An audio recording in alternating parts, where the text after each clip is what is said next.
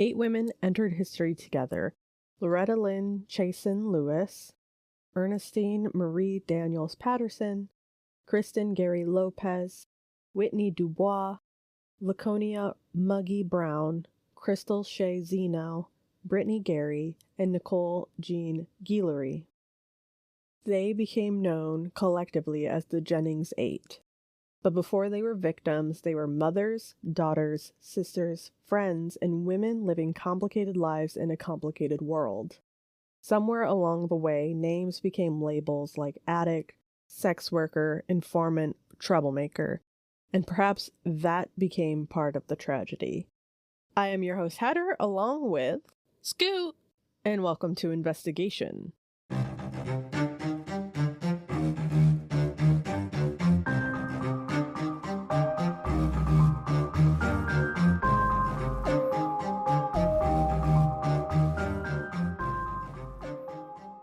Last part, in part 1, I talked about the victims.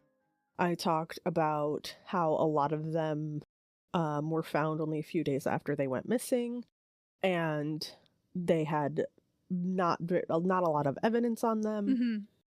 We talked about the serial killer theory, which the police are still kind of following at this point. Yes. And then we dipped our toes into the police corruption that was happening. We wiggled our toes. Is this water sanitary? Looks questionable to me. Why do we always quote that? Why do we always quote Tarzan? Why is it always specifically that, though? And then, what was the song that you were like, we're gonna get copyrighted, guys? It was the, Can you show that me? one. I don't It was that remember one. how it starts, but... Oh, I want to know. I wanna know. Can you show me? Yeah. I don't know what is up with Tarzan and us quoting it, but it's alright. But I am going to kick back off with the police corruption that we left off at. Yay. So we're just going to dive right in. There's no gently lowering us down into this. Nope.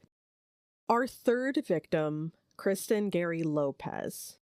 She was also seen riding in a white Chevy Silverado truck with Connie Seiler, a known associate of the suspected pimp and drug dealer Frankie Richards, before Kristen died.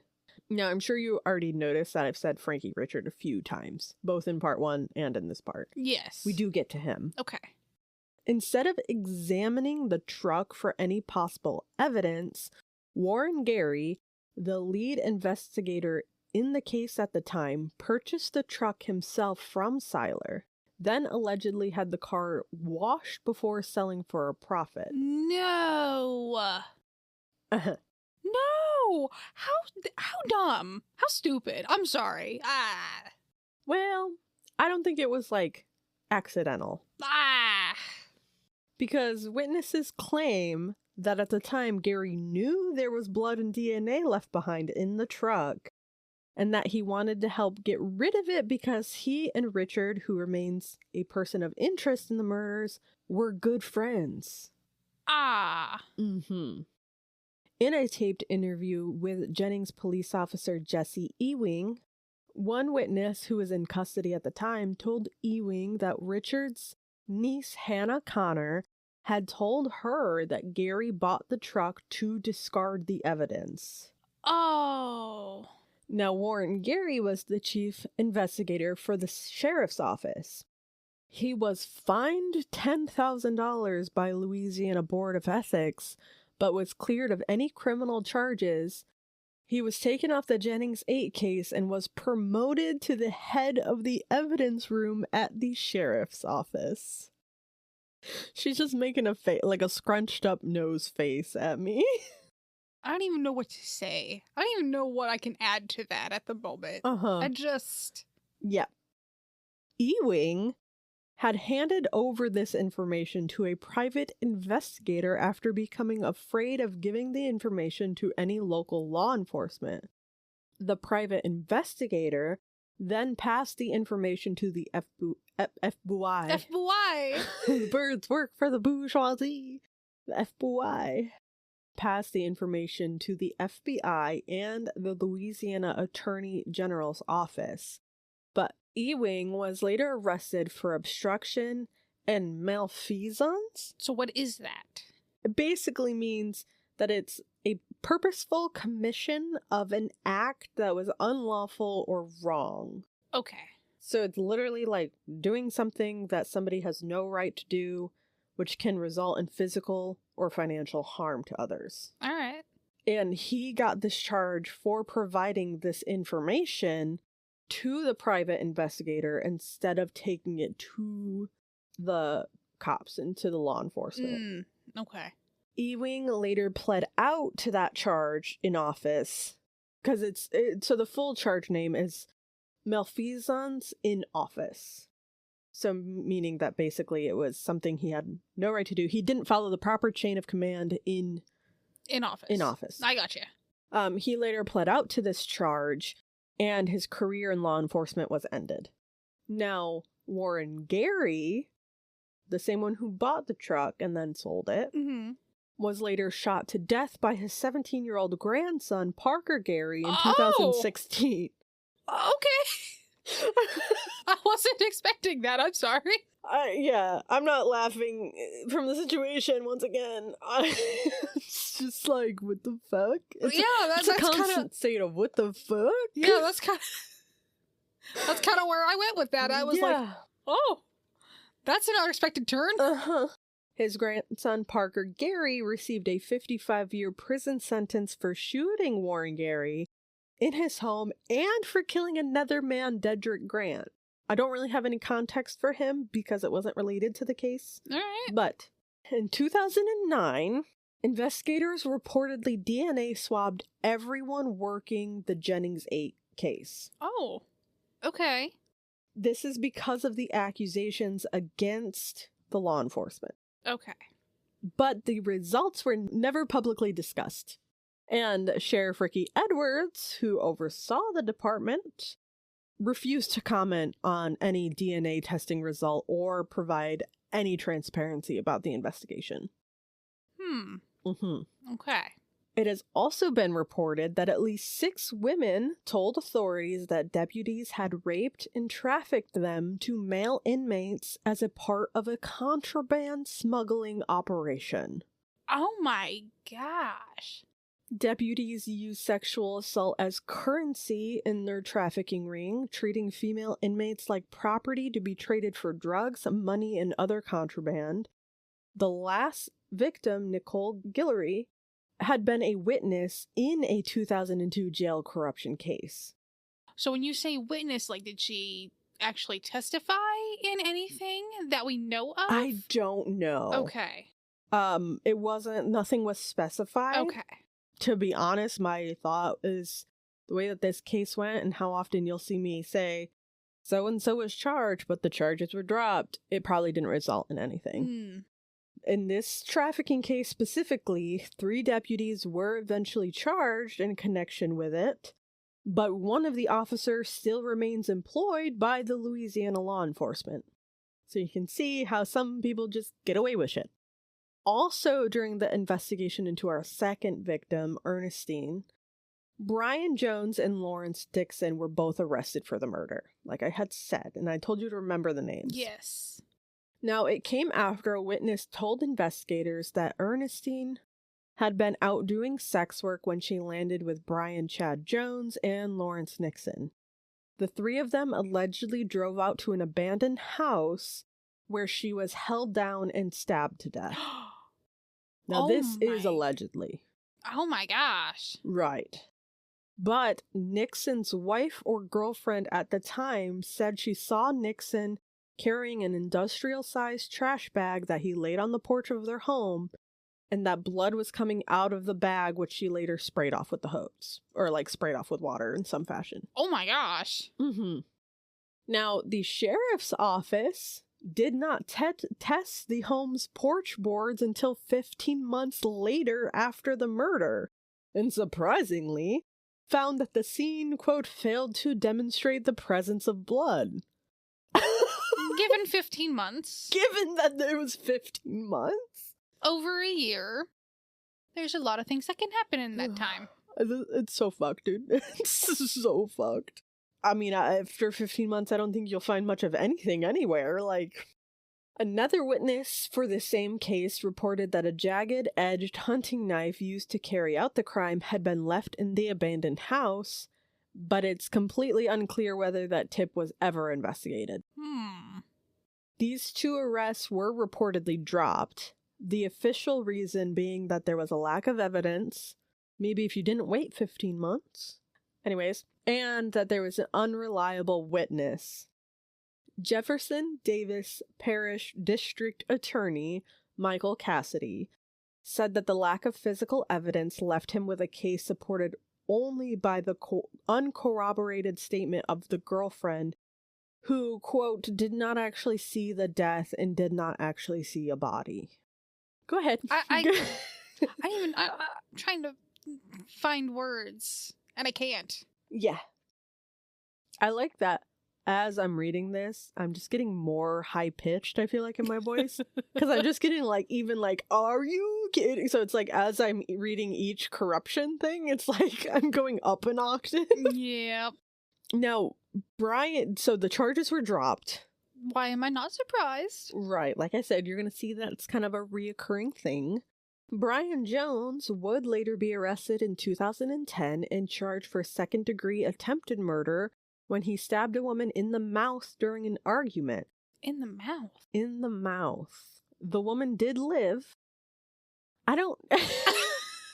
She, like, held her hand like she was holding a knife and, like, moved it up and down, I guess. I'm trying to, like, I'm figure out assuming how... it's because they were arguing, so he probably pulled it out and, like... That's what I was trying to, like, figure out. Over the shoulder down type of... So that's what I was trying to figure out, like, how... Because in the mouth? Yeah.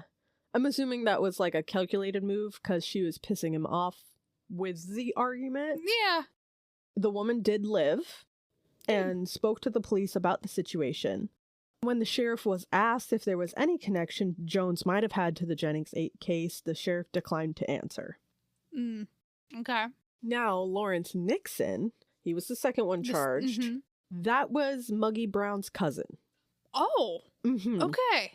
In fact, Muggy Brown was even interrogated for Ernestine's death before she herself was killed. Oh. And this is similarly repeated previously when Kristen Gary Lopez had been questioned during the investigation into the death of the first victim, Loretta. Okay. Okay. Yes. And Nicole Guillory, she did have a lengthy rap sheet, however, many of the charges against her would later be mysteriously dropped. Often with the district attorney's office citing that they were unwilling to pursue the charges against her. So it's a little vague. Okay, that is a little vague. There is no, like, formal record of her being an informant, but her mother, Barbara, said that Nicole had been telling people she believed the police were involved in what was happening in the town, but never offered specifics, and was later found dead before she could provide any additional information. Now, it is quoted by Frankie Richards, who said to Ethan Brown, our investigative journalist, that, quote, Nicole knew a whole lot about a whole lot. Fair enough. So you can see how this is just a fucking web of connections. Oh, yeah. I mean, people that are connected to the investigation are, like, also rumored to know things, and then some of them became victims, and some of them, like, refused interviews, and it's just... Yeah. It's just messy. It's a sticky web. It's a sticky web. And also remember that right now, it is a smaller town. It's about 10 to 11,000. So everyone knew everyone, and rumors spread quickly. So if somebody was talking, if somebody was an informant, it was easy for other people to know. Yeah, it got around. Danny Barry was a jailer at the Jefferson Davis Parish Jail, and witnesses reported that Barry and his wife Natalie often enlisted girls to come to their home to smoke drugs and have sex. And Ethan Brown stated that he and his wife Natalie were seen by numerous witnesses over the span of several years, picking up sex workers in their vehicle and taking them back to Danny's trailer just outside of Jennings. According to Ethan Brown, Barry is said to have had a sex dungeon in the trailer, complete with chains and other BDSM supplies. Oh. Which is not, once again, like a, oh my god, he was into some freaky shit, so he must have been the one to do it, but also, like, it shows the corruption because this is a police officer picking up sex workers to take them to his sex dungeon. Yes. The Red Room. Yeah. Jesus Christ, I hate that movie and that book. I couldn't help it, I'm sorry. This is a side note. Did you know that 50 Shades of Grey was because 9/11 happened? Huh? Okay, so at least this is a theory, but I'm pretty sure it's for sure. So 9/11 inspired My Chemical Romance because Gerard Way was supposedly, at least, on a train and saw it happen, which led to him writing the band in, like, I guess an emotional, like, I'm gonna make this band. Twilight was inspired because of My Chemical Romance. Oh, I see where you were going. Okay. 50 Shades of Grey was a Twilight fan fiction. Okay. I think I'm gonna fact check myself real quick. Yes. Oh, so like for a fact. For a fact, My Chemical Romance was directly inspired by September 11th. Gerard Way witnessed the towers fall from a nearby train and felt compelled to use music to process the tragedy. Wow, I didn't know that. Huh. Yeah. Granted, the source for this is Wikipedia and Reddit. Well, so, you know, not the not the most solid source, but yeah, okay. Anyways. So the reason I brought up Danny Barry picking up sex workers is because another witness also alleged claim to have seen our victim number 7, Brittney Gary, getting into a vehicle driven by Barry the last night she was seen alive. Okay. Mm-hmm. Okay, now I see the relevance. The relevance, right. However, in a later interview with investigators, Barry, who has now died, denied ever knowing her. Okay. Which is, to me, seems a little unlikely because, like I said, literally just before I brought this up, and the reason I said it is Jennings was a smaller town. Everybody kind of knew everybody. Yeah. So I'm not saying for sure, but it's a little bit weird. Now, Terry Guillory was the warden of the parish jail, who was known to have deep relationships with the residents who lived in Jennings, and many in the area reportedly trusted him as a law enforcement officer and said that he was always there to help.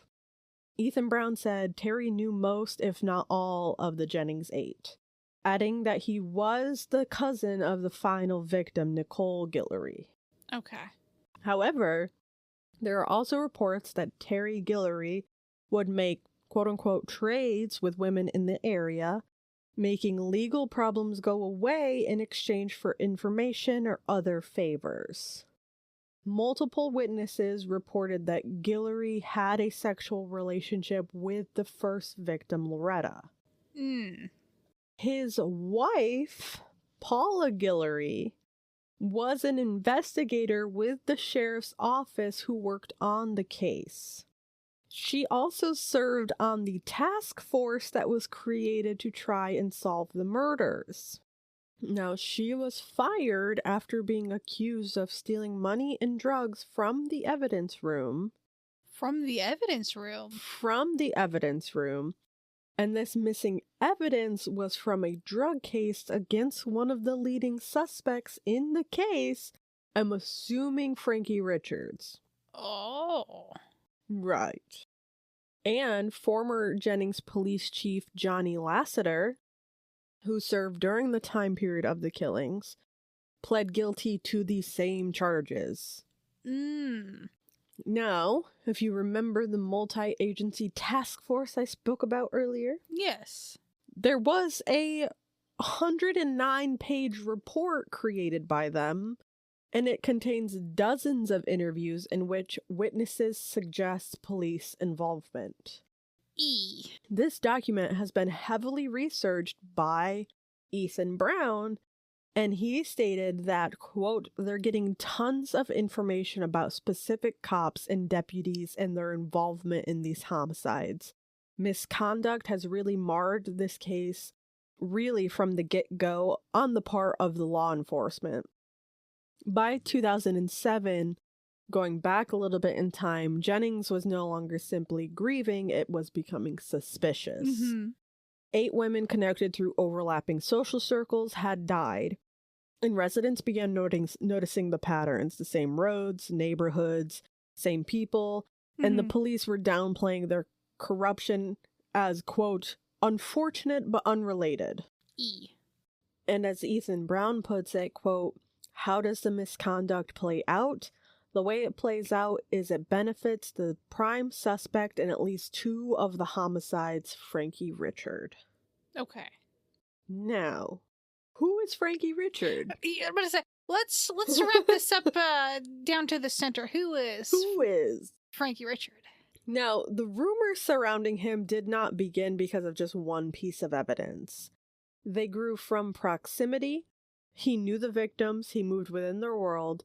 Witnesses also placed him near some of them. And right now, like at this point, proximity is suspicion. Like, you're near all 8 women who died. Yeah. He was not a law enforcement officer. He actually operated properties in the area. So, like, real estate. Well...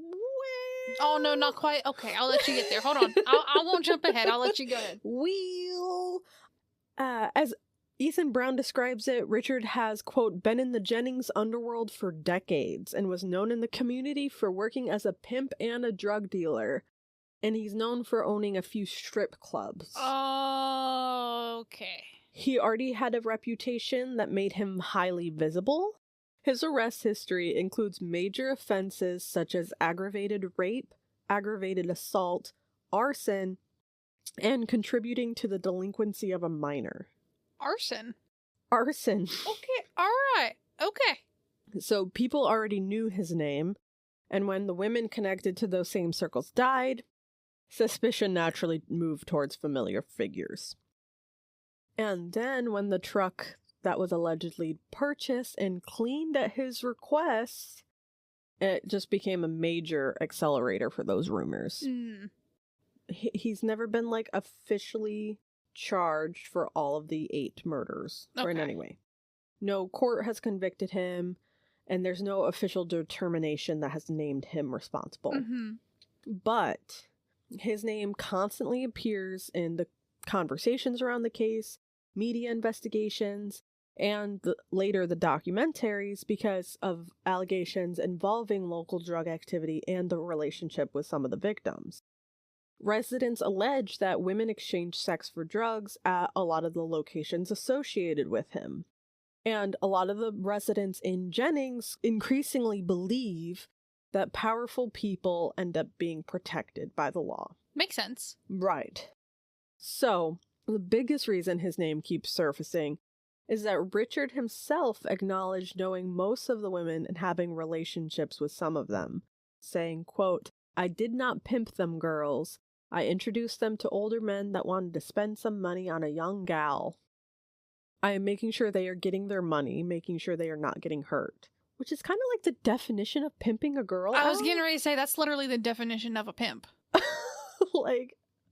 And in one of my resources, it stated that at the Bordeaux Inn, he pimped 3 of the Jennings 8 murder victims. They sometimes refer to them as the Jeff Davis 8, because it's like in that parish, like that county. Yeah. In total, though, Richard was connected with at least 7 of the Jennings 8 victims.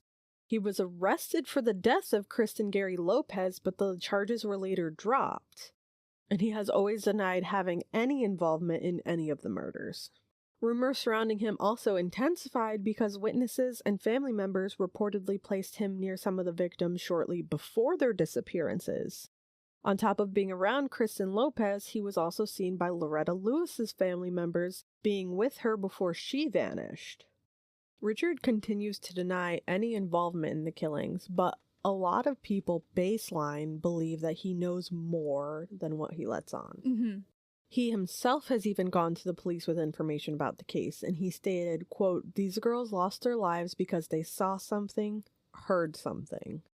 And statements like that just fueled the speculation around him. Yeah. I mean, because why else are you saying that? Yeah, and how would you know? You obviously you would know also something. know something. You clearly also know something. He does admit to also being one of the last people to see Whitney Dubois. And some witnesses in the task force report say that Richard was involved in Dubois' murder, but there's never enough evidence to arrest him. Mm-hmm. He also denies an aggravated rape charge that was dropped at the same time the Lopez murder case fell apart. He also stated that he has taken at least 3 lie detector tests and that the results came out inconclusive. So not necessarily a pass, not necessarily a fail. Right. Okay. He stated in an interview, quote, "They tried to railroad me. I didn't have anything to do with any of the killings. I never hurt any of them girls in any kind of way." You may not have had any involvement in that sense, but it's obvious you know something. You know something, right. Baseline. He has also said that he has gone to a task force detective with information about other possible suspects, including law enforcement officers and others who he says have been protected by the cops. Saying, quote, "There were rumors going around about the cops killing these girls, so I told them what I knew. I believe that if it wasn't a cop that done it, there's a cop who knows who done it." He also states that 3 different times somebody has tried to kill him while he was walking down the street, and says that if he can help solve the case with what he knows, he wouldn't mind claiming the $85,000 reward. I'm not sure where to start with that. Mm-hmm. I don't know where to start breaking that down. It feels very a little projection-y. Like at the beginning where he's like, you know, I didn't have any, but I think like a cop did it. But also like it kind of shows the type of person he is. I get that they're offering money for a reason. Yeah. But also like, I don't know, I guess in my opinion, like if you could help solve a murder, why would you be like, "Oh, I wouldn't mind claiming the reward"? Like, yeah. Yeah. Now his niece Hannah Connor was good friends with Kristen Lopez. Now that's the one with the truck situation. Yes. They were friends when they were younger, but grew apart as they got older, and she was also arrested for her death. But once again, the charges were dropped. Okay. Now, earlier I mentioned the Bordeaux Inn, which is a connection to Frankie Richards, but more importantly to the women themselves. The Bordeaux Inn is described in reporting as a cheap motel in South Jennings near the I-10 corridor, but it was at the center of local sex for drugs activity in the mid-2000s. Yeah. There's frequent overlap between transient movement, drugs, and sex work allegations, and several victims participated in sex work at the Bordeaux Inn. That's a hard word, apparently. Police regularly made arrests at the motel, which made the inn a place where victims, informants, drug users, sex workers, law enforcement all intersected. Okay, so it was a hot spot. A hot spot. So within this, Ethan Brown kind of presents the theory that, in my opinion as well, is more likely, because it seems to be more of like these women were killed as a result of drug world violence and police corruption, and then it was kind of covered up. And it carries with it the idea that the deaths may reflect multiple offenders operating inside Jennings, instead of just a serial killer. Because the women were working with police and even giving information to the police about people inside of their own circles, it increased their risk factors. Of course. Even though the women had different clients, partners, pimps, dealers, acquaintances, and law enforcement contacts, multiple men intersected with these victims at different times. Now, some people do propose that it's multiple completely unrelated murders, which I don't find likely at all. I doubt. And to that, I would like to present the fact that the 8 killings, along with 9 other unsolved murders in the area since the first body's discovery, give Jefferson Davis Parish one of the lowest clearance rates for homicide in the country. Wow. According to the FBI, the parish has a clearance rate of less than 7% compared to the national clearance rate of 64%. 7%? Less than 7%. Well, less than 7. Wow. So even if all the deaths were unrelated with different perpetrators, how the fuck are they still all unsolved? Like, that's wild. Something's going on there. Yeah, that's crazy. Brown states that by the end of 2008, there were credible suspects in most, if not all, of the killings of the Jennings 8, and it should have been clear to the sheriff's office that the victims were inextricably linked. Furthermore, the same day that Ethan Brown released his original article about the case on January 31st, 2014, the body of 27-year-old Lacey Fontenot was discovered in the Jefferson Davis town of Lake Arthur. The sheriff's office disavowed any links between Fontenot and the Jeff Davis 8, despite Fontenot's association with many of the victims in those cases. So she knew many of the victims. Okay. She died in 2014. Ah. And they're like, nah, it's not related. A little strange. For years, Jennings remained largely local news. Then, as journalists, authors, and documentary crews arrived, the mystery expanded, and Ethan Brown became one of the most recognized voices examining this case. His reporting pushed beyond simple murder coverage. The documentary Murder in the Bayou introduced the Jennings story to a national audience. And for families, this mattered because attention means memory. Mm-hmm. And memory means that the women remain visible. And the documentary reignited public debate, asking the same questions that they were asking years ago. Was it a serial killer? Was it multiple offenders? Was it corruption? But the women returned to public conversation, and that alone mattered. Yeah. In places like Jennings, people remember everything. They remember where you lived, who you dated, who your parents were, who you owed money to, who you worked for.